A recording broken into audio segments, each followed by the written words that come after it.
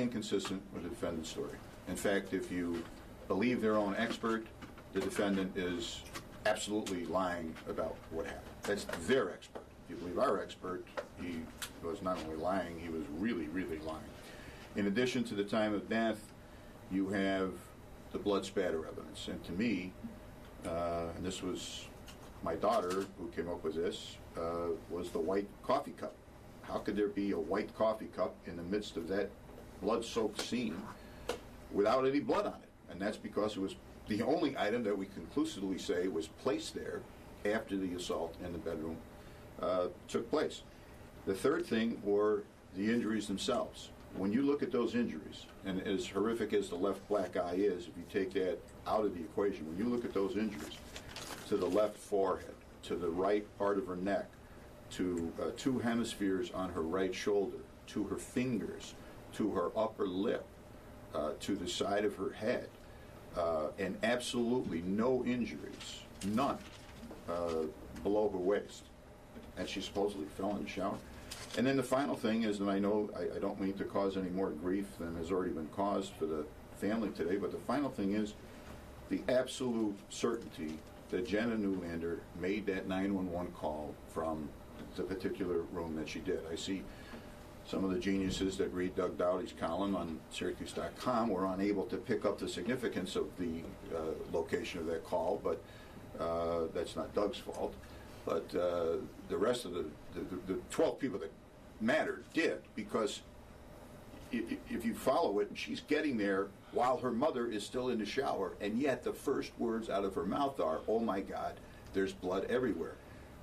Before the defense mode came in, where I got to protect Dad, that was, I got to do something about Mom. Oh my God, there's blood everywhere. And you can clearly hear the phone dropping, and then you hear 3 seconds later an echoing where she has obviously walked either left or right. She couldn't have walked right because she would have already passed her mother, if you believe her story. She had to have gone left, just as her father said, and encountered her mother in the shower, and then you heard the terrible screams from her about how horrible that was to view. And that was part of his plan. He had to have somebody seeing him take his wife out of the shower. And I don't know what do you say about a guy who puts his own daughter in that position? Just to clarify, you believe that Jenna walked around the corner to the opening of the shower and saw her mother in the shower?